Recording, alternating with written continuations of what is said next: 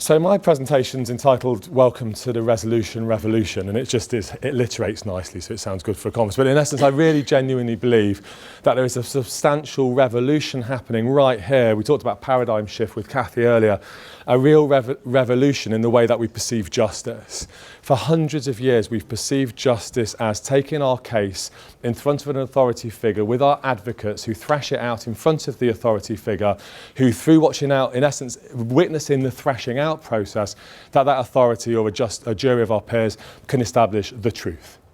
And the truth, therefore, enables us to secure a just outcome, which is done and is seen to be done. That's our notion of justice. We're proud of it. We've exported it across many different countries, and it's deeply enshrined within our organisations, policies and processes. And I'm going to suggest that justice model has a really important part to play, but it's predicated on an adversarial mechanism between which these two parties can achieve a notion of truth. And I'm going to suggest today that the resolution revolution is actually achieving fair and just outcomes by the two parties enabling them to have a conversation with each other and sharing their truths and reaching an outcome which is mutually acceptable, mutually beneficial, where they feel that they've been justly and fairly treated. So from that point of view, for me it rolls off the tongue because I talk about this all the time. But I go into organisations and we talk about models of justice, and this is an incredibly radical and very different way of thinking about how we do things. There was something Kathy did say earlier today, which I'm going to pick up. I didn't entirely agree with. I've got a 7-year-old boy, Ethan, a 4-year-old, Daniel, get them right, Daniel. I've also got a 4-month-old, which is why I'm a bit, I haven't slept so much. But anyway, Daniel and Ethan. But Daniel, from when he was about this high, would go into nursery, and Ethan does the same now, goes into nursery. And has anyone ever come across circle time? Is anyone familiar with the term circle time? We'll go into nursery, and every day they'll sit down in a little circle and talk about what's on their minds. And if there's a difficult issue, they'll sit down and talk about it. If they feel something, they'll sit down and talk about it. And they'll sit in a little circle and talk about what's on their minds. What amazing leadership skills.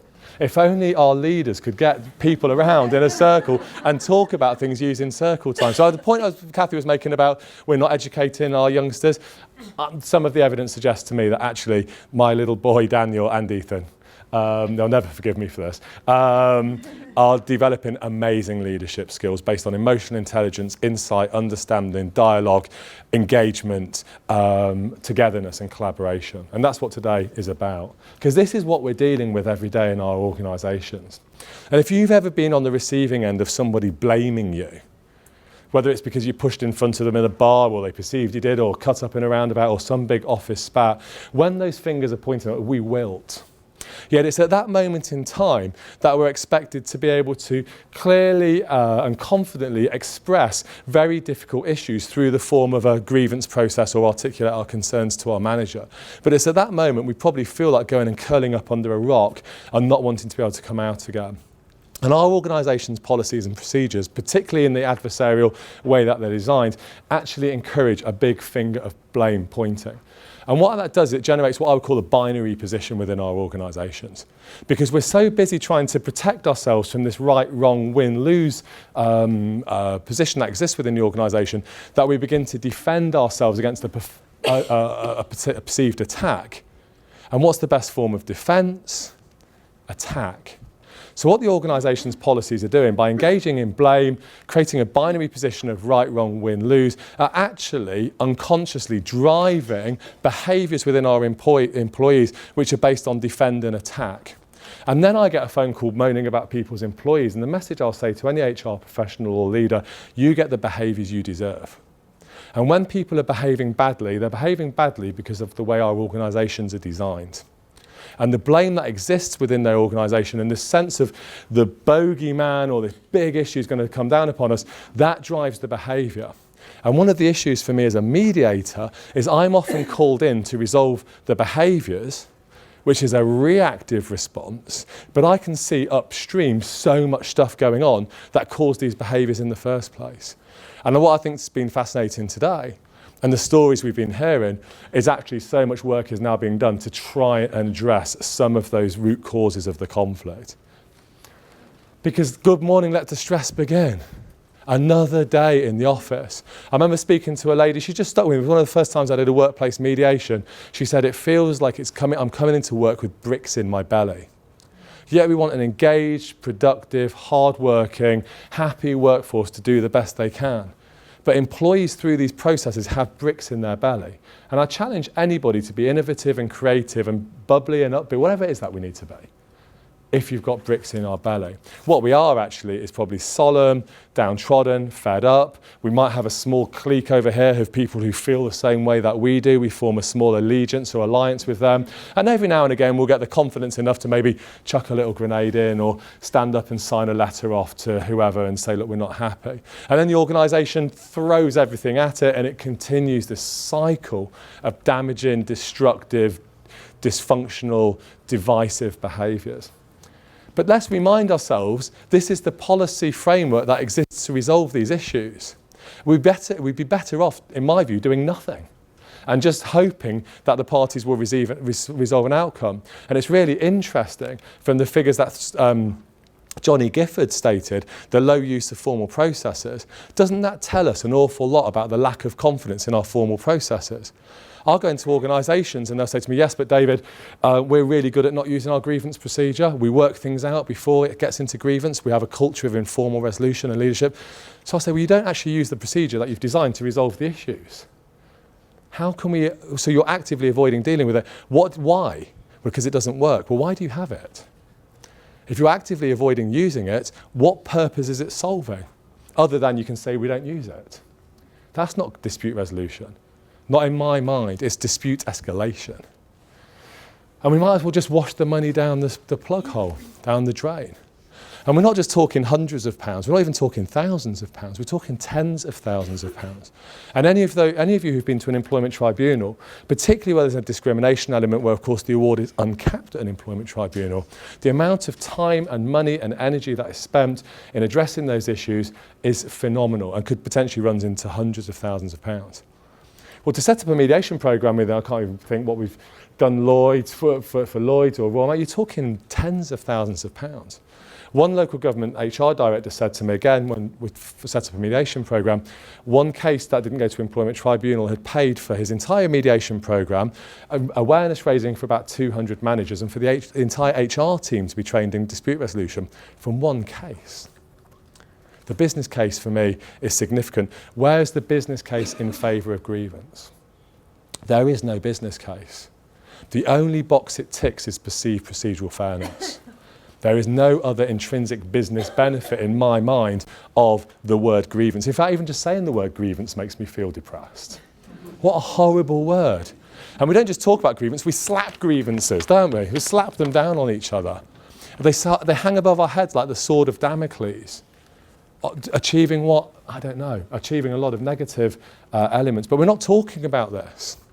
As I said in a paper that's in your packs, it almost has some sort of ethereal power because ACAS has a discipline and a dismissal and grievance code, therefore we must have them. No other part of your business would be allowed to exist without any scrutiny. There's no other part of any organisation that would exist without any scrutiny or any assessment done of its efficacy or validity. Yet the grievance procedure seems to sit on our intranet site and our employee handbooks as though it has some exclusive right to exist without any scrutiny. Again, I don't understand how that can be, and I'm hopefully offering up some thoughts and some alternatives. So what is a revolution? Well, it's a forcible, I don't think this is necessarily the revolution we're talking about here, a forcible overthrow of a government or social order in favour of a new system. Also, a dramatic and wide-reaching change in conditions, attitudes or operations. And so I would suggest that maybe there is a revolution happening. Is it time for us to think differently about grievance, discipline, performance, absence, capability? Those procedures which are so difficult, where we require our line managers to engage at stage one and do something positive. As I suggested in the question to Sue, those organisations who have an Ulrich model require the line managers to deal with these issues can't fully embed Ulrich because the line managers are saying, well, you haven't told me what to do. You've just dumped this on me. I don't understand it. I don't want to do it. You're HR. You do it for me. And there's this unholy battle raging between HR. Well, it's not an unholy battle, but there's a kind of debate happening between line managers and HR professionals right now about whose job is this. And the poor old employee's going, help. Someone just talk to me. Someone just listen to me. Someone just give me a chance to speak. I think it was the Harriet's point around listening. as a mediator, I'll often say to the parties after the mediation process, how was that? It was fantastic. It wasn't anywhere near as bad as I was expecting. I mean, that's a very common statement. But what I really found most useful is you listened to me. You didn't blame me. You didn't judge me. You didn't evaluate me. You just listened to me. And I'll say to them, I can't be the first person in your whole you've got a great organisation, your IIP, gold. I can't be the first person who sat and listened. And they'll say, David, you are. And I haven't just beamed down from the planet, let's all get along a bit better and skip through the meadow singing Come By Our. I don't do anything different that you don't do. So why is it that as an external mediator, do I come in and listen and your employees are screaming out for it, but they're not getting that facility, that need to be heard, which is absolutely critical in order to be able to move forward. And I would suggest that part of the revolution is institutionalising active listening and empathy, which is what I'm going to move on into in a moment. I can't resist the shredder. I love shredders. I'm not an anarchist. I do understand the importance of those red lines that I was referring to a moment ago. And when you look at the resolution policies, and obviously a number of organisations have adopted it, there are clear statements about what is and isn't acceptable, and that the organisation has the right to suspend, it has the right to investigate. It needs to be able to send out very clear messages about what is and isn't acceptable behaviour. But that's to a very small percentage of your workforce. The majority of your workforce are loyal, committed, positive, hopefully engaged individuals who don't need that level of threat or sanction applied. The majority of them just want to get back and do the job that they first came to you to go and do. And what I think the grievance procedure doesn't do, and hopefully the resolution policy does, is it actually caters to the needs of the mass of your workforce and your population. It's not about risk mitigation, it's about dispute resolution. So I would suggest that there's never been a better time to take your grievance procedure and shred it. And as I said in my article, it makes fabulous nesting material for small animals, because that is generally the value that I would place on that particular policy. But I'll move on. One of the things I think that's come through really clearly in the messages that we've been hearing today is the whole systems approach. And when organisations are working with TCM, and I think this is one of the reasons that we are working with organisations, is there's that sense of it's a holistic approach. It's not about grafting mediation on as a kind of nice to have in the occasional cases that might fall into that bucket. It's about institutionalising mediation as an approach across the whole of the organisation. So working at senior management team, the first question I would have is I'll generally meet the HR director, when am I meeting your unions? When are we going up to SMT to present the business case? What's the business case? Where's the evidence of the need to change?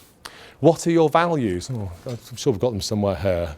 We'll get the values out. What are your values, and how can we ensure that your values are enshrined within your resolution approach? One thing's for sure, the values of blame, dogma, vitriol and negativity, they are not enshrined in organisations' values. I never see those when I walk into your reception lobby areas. Yet those values are key within your... So they're not the ones I see, but when you start a new starter on who opens the employee handbook and opens welcome to our organisation, first policy, grievance, how to take out a grievance against your manager, how are we going to sack you when you're not doing the job properly, so on and so forth. Yet I'm walking into your organisation, values excellence, empathy, respect, dignity, doing things better, doing things differently. There's a complete dissonance between what your policies, from what I see, are saying and what your values are stating. So from the whole systems approach, let's look at our values. One of the things that really impressed me with the Lancaster Hotel, which you didn't mention, Harry, and I hope you don't mind me mentioning, was your leadership competences. What are your leadership competencies? How clearly stated are they? Are your leadership competencies aligned to the needs of the modern workforce? Are they about listening, engaging, negotiating, influencing, getting beyond the positions and understanding feelings and needs, dealing with the snot and the tears? Or are they task-focused about your organisation delivering its particular KPIs and so on and so forth. And for me, the next aspect of the whole systems approach is to look at the leadership competencies to ensure that they demonstrate the behaviours which you need to achieve your values. Then we can go into our policy framework.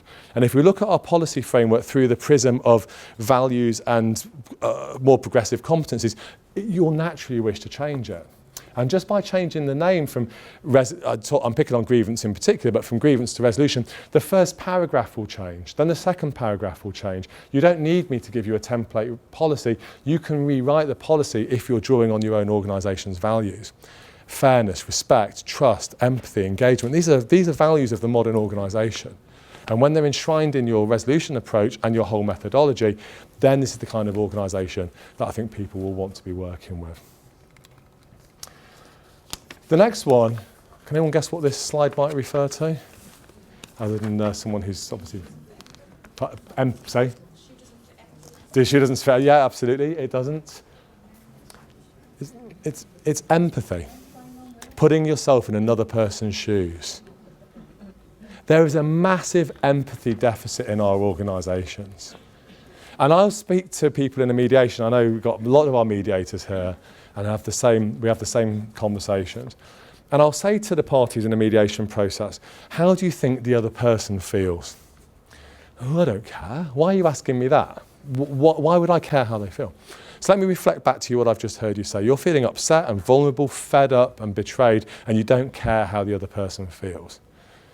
Well, actually, that sounds good. Of course I care. I haven't thought about it. Bingo.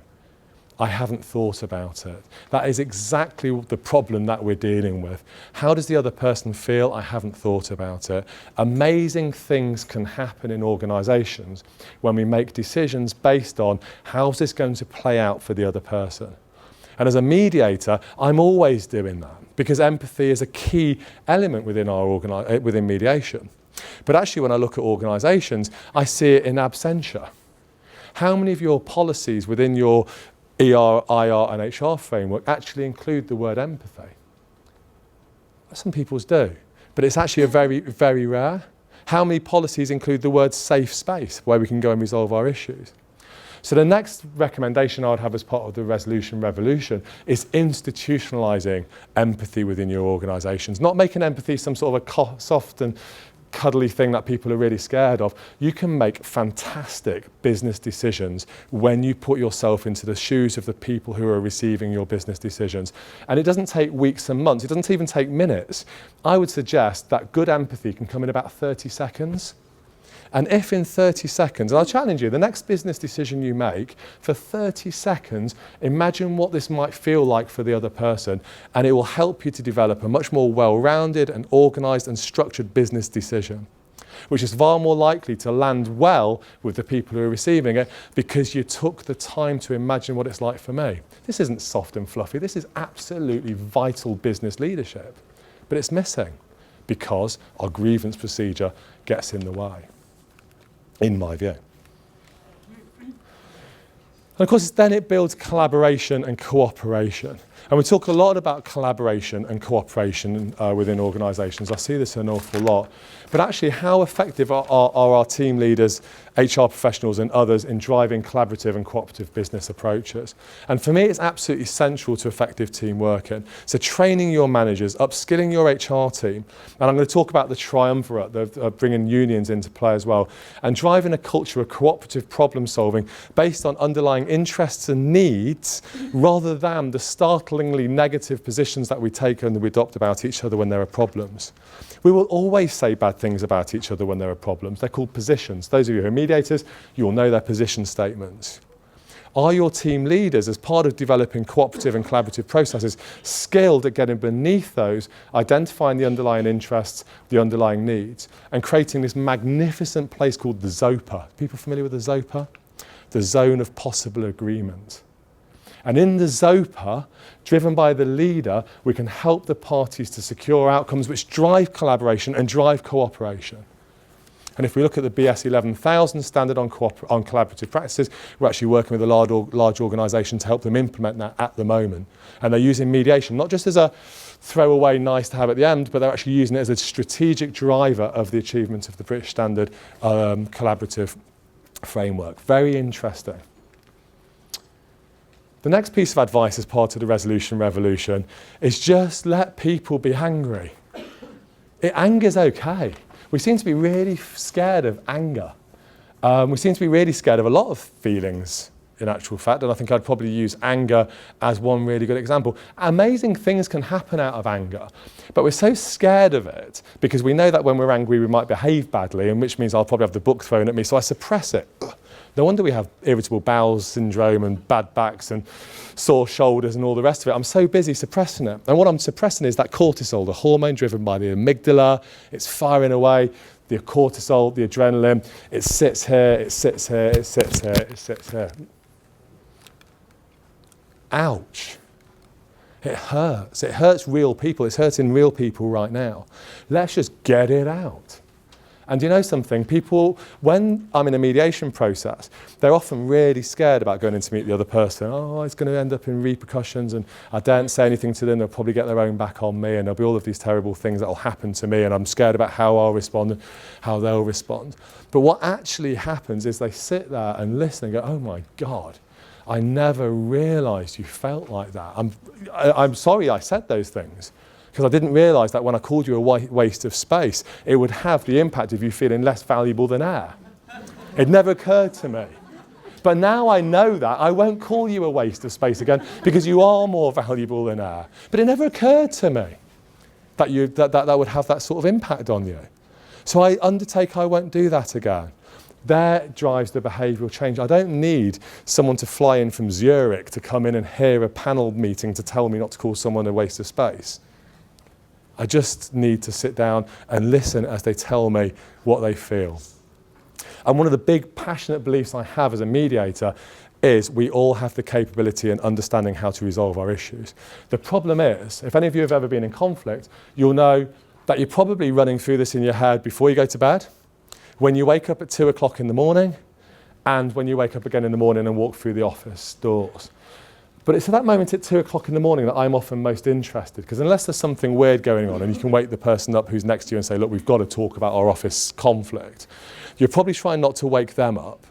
And you're running it through in your mind going, if only we could sit down and talk about this and you could hear what I'm trying to say.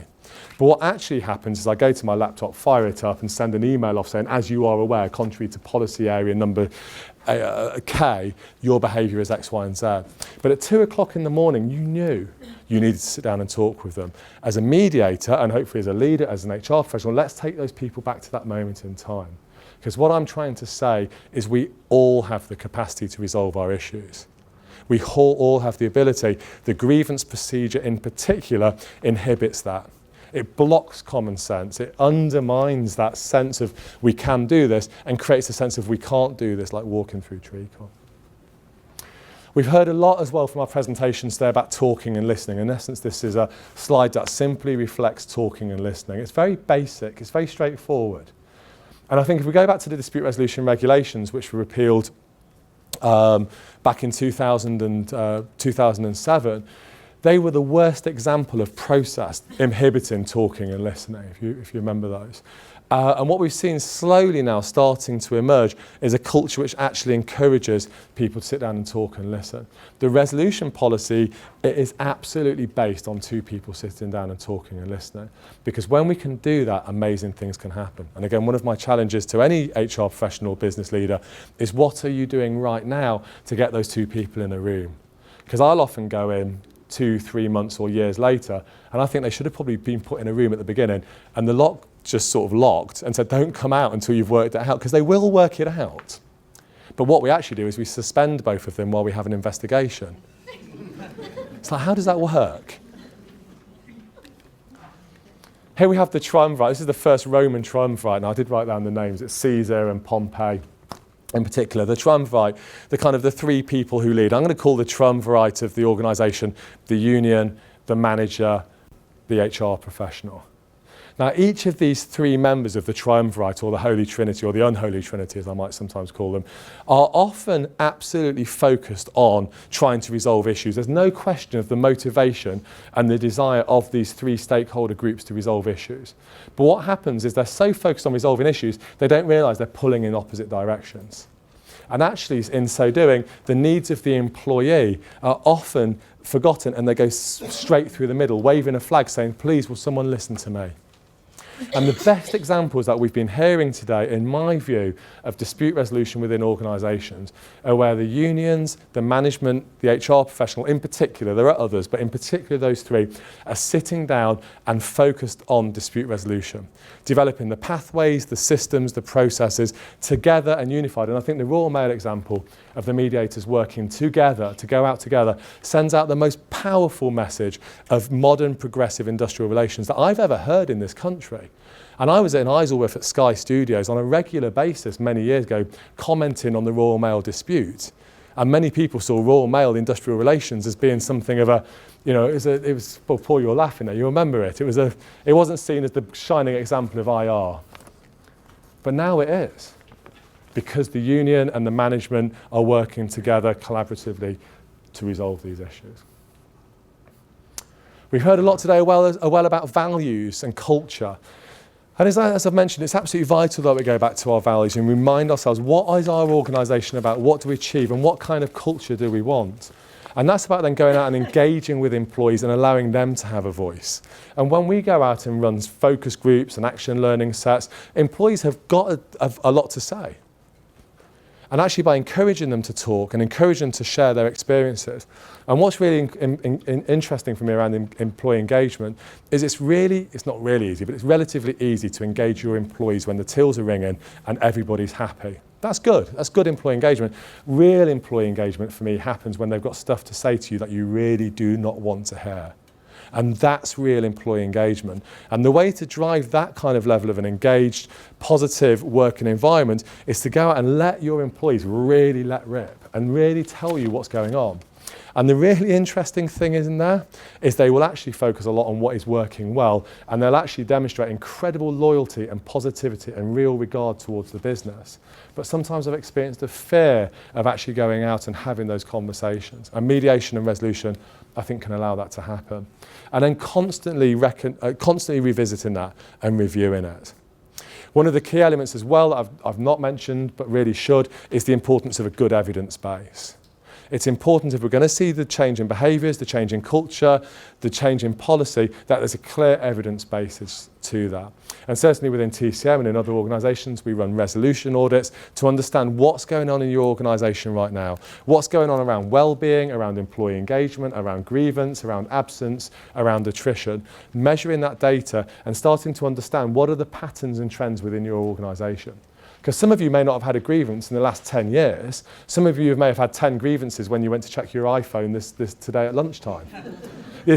So it's very different. But some of you may not have had a grievance in 10 years and really high engagement scores, but suddenly you've just had a staff satisfaction survey where 15% of your workforce are saying they're experiencing bullying at work. So there's all sorts of interesting trends and data. And I don't think we're using data enough to tell the story. And that can then help us to develop baselines to measure the effectiveness of our changes. And the final couple of thoughts really is around training. It's important to train our managers and HR professionals. You don't have to go on an MBA. In fact, the MBA is probably the least best place to go in my experience of addressing these issues. And you don't need to go on week-long courses over to Ashbridge or wherever, or Ashridge. You can come onto a one-day program and learn the skills on how to listen effectively, how to influence and negotiate, how to problem solve, and how to de-escalate and deal with strong feelings. One day can make, and I get emails from people from one-day courses saying, why on earth wasn't given these skills 30 years ago, says an inspector in a police force to me. Why on earth am I not being given these key life skills? They're important life skills, but it's vital we do train our managers and leaders. But we're having a conversation over the break about integrity of mediation, and I'm very interested in how do we ensure, as a mediator, I maintain the integrity of mediation where it's a voluntary confidential process delivered by a neutral third party versus the role of the manager who's clearly not independent and neutral in the eyes of the relationship. And my view on it is this, that we can train, your managers hire, they fire, they do performance management, they do appraisals, they may even do coaching. You require your managers at key stages through their life cycle of being a manager to act with integrity, to act neutrally and impartially. And it's no different in conflict resolution. your managers can act in this particular way. The problem we have with the manager is they're fearful if they say or do the wrong thing, the finger of blame will come to them, and it will be an allegation of bullying that's brought against them, and the organisation will come down on them like a ton of rocks. And it's easier for me as a manager just to go, say nothing, do nothing. It's much safer. And in actual fact, as I go back to the point I was making earlier, the very policies that are designed to resolve these issues are actually driving inactivity and conflict avoidance. And that in itself drives suppression and negativity and all the problems we've seen. So let's train our managers, train mediators, train HR professionals. So in summary, be radical. There never has been a better time. I was hoping ACAS would be here today because ACAS are speaking very supportively, but unfortunately they pulled out at the last minute. But I'm hoping that ACAS at some point are going to come out and give a very clear message. I'm getting lots of messages of support from ACAS about the development of resolution policy and that it achieves and meets the minimum standards. But at some point, I'm hoping ACAS will say, yes, we advocate and support the development of these policies and procedures. But there has never been a better time to incorporate this new approach. We've been hearing today such compelling evidence. Work across your whole organisation. It can't just be grafted on and hope that parties will go into mediation. They don't want to. No one wants to go into mediation. The best you'll get at the start is what I call the golden grunt. I'll give it a go. That's as good as it gets. The majority of times I've set up 1,654 reasons why they shouldn't do it. So they're not going to want to do it. And if it's written into your grievance procedure, I'm afraid to say it's doomed to failure. Because you go into grievance, you don't want to mediate. You might get the odd trickle. But adopting it across the whole organisation will work much more effectively. Institutionalising empathy, closing the empathy deficit, absolutely vital to addressing a culture of resolution. Actively encouraging cooperative problem solving, using the techniques I've already described that managers and leaders can use to bring parties together to problem solve within their teams and within their groups. Strong feelings are okay. Amazing things can happen from strong feelings. Let's stop suppressing them and let's celebrate them and manage them and work with them. And yes, it is the manager's job to manage strong feelings, by the way. It is their responsibility. That's why they get a bit of extra money in the pay packet at the end of each month. And I know where I sit in the overall scheme of the debate that's happening there. It's the manager's job to deal with these issues. HR's job there is, in my view, to coach and mentor and support those conversations to happen, but not to do them. We're not abrogating responsibility, we're taking responsibility. Talk and listen. The triumvirate working together to support resolution and drive the kind of changes we need. Ensure your values are enshrined in your policies and procedures and train your managers and leaders to have these conversations. And then you're going to have a Lloyds Bank, a Royal Mail Group, a Lancaster, an Islington Council, and you're going to achieve the same benefits that those organisations are achieving substantially. And we're just at the beginning of the resolution revolution. We haven't even started yet. And I think there's a real challenge for organisations in moving forward. But I think this is, for me, incredibly positive times. I think the final thing is, I showed my wife this and she said, really? You want a slide up there saying, be happy? Is this how you want to end your conference to HR decision makers and business leaders and it's like, be happy? Is that the right kind of message? Absolutely the right kind of message. Be happy. Let's try and resolve these issues. I see your employees, and I accept I see your employees when things are going wrong. They are not happy people. They're sad. They're distressed. They're worried and upset. They want to do a job, but they absolutely can't think straight for doing it. And my hope is that by introducing an approach that we're advocating here today, that you can create a happier and more harmonious and more effective team where people do, and I think Kathy said it really clearly today, where you can have a bit of fun at work. It doesn't feel like you're walking through treacle, that you're treading on eggshells, that you can actually engage and be a little bit of you, a bit of yourself, and be authentic.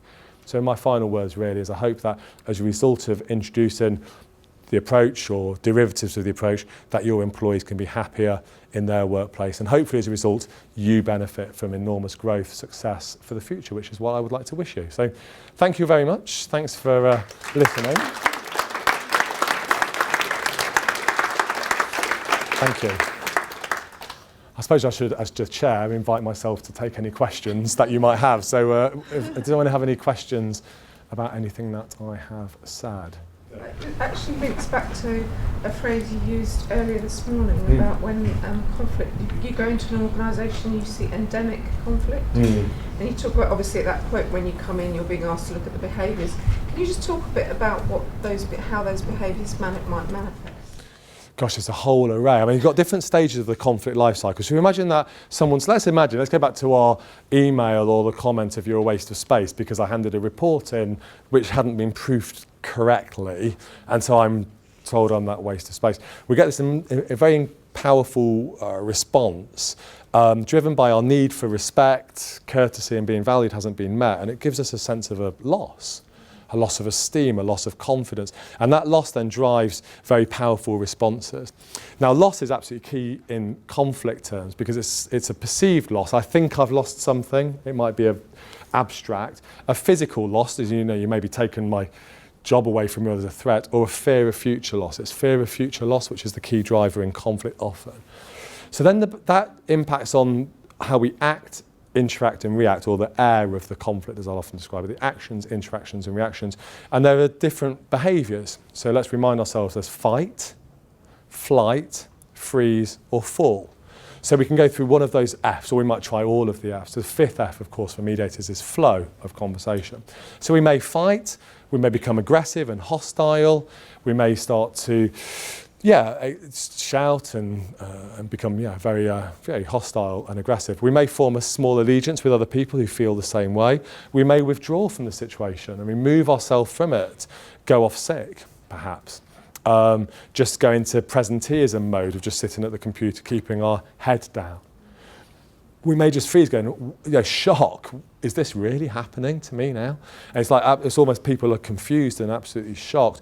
Or, and is often the case, just whatever, just cave in and just accept the unacceptable behaviour as just it's part of the organisation, it's banter, whatever. So we kind of accept that. We're going to almost an acceptance stage without actually dealing with the problem. And so there's a myriad different behaviours, but of course they can then escalate, because unless the problem stops and the behaviour of the manager or the colleagues changes, it gets worse and worse and worse. So we might find that our initial strategy is no longer fit for purpose. We can't avoid it anymore, so we confront it. But our confrontation is driven by strong emotions, so we say or do something which actually inflames the situation. We might say something to the manager where the manager perceives that we're being disrespectful to them. So the manager then reacts, and then we see there's bullying. And what actually happens there is we invoke policies and procedures at this point, because the policy and procedure kind of codifies our experience and behaviours. So the behaviours that we see are as broad as they are wide, but they kind of follow broad patterns. And at the heart of every conflict that I've ever mediated, ever in my life, and probably ever will, is a perceived or actual or loss, or a fear of future loss. And if we can understand what that is at the heart of the conflict, then we can begin to help the parties articulate what they need, opposite of loss. And then the most amazing thing happens is one party says, I need to be respected and valued, and the other one says, well, weird, so do I. Well, great. How do you work together to demonstrate that you respect and value each other? Well, I'll stop calling you this. I'll start saying good morning to you and this and that, and builds. That's the amazing thing about mediation. You just watch it building in front of your eyes. Thank you. Okay. David, I just wanted to sort of share an experience which I think reinforces something you've said and answers a question that somebody said, at what point is it too late? Yes. And I was asked to mediate a situation where someone had been off on long-term sick, they put in tribunal training, and basically this was a last-ditched attempt to try and resolve what was going to be a really particularly damaging brand situation. Yeah. And the point you made about when someone hears the impact of what they've said, and possibly a throwaway comment that at the time that they just didn't really register the impact of it, and sitting there and mediating that particular session and seeing the realisation on the line manager's face of the impact of what he'd said on that employee who then went off on long-term sick and everything else, and the deterioration of the relationship over a long period of time. And actually just that coming together then of recognising the impact and acknowledging that, and by the end of the day that person saying, do you know what, just the fact that you've recognised the impact that you had on me and then following Monday they're back at work, the claim's resolved, and actually it saved a very expensive litigation situation. So it just goes to show that maybe there never is too late an opportunity, because it was definitely seen as a last-ditched attempt, and it was such an obvious point that you made about the recognition of both sides, which was so important. Well, thank you for sharing that. Great, absolutely, 100% agree. Thank you. Good. Thank you very much. It's about that recognition and building those relationships. Well, I'll stop, and I think.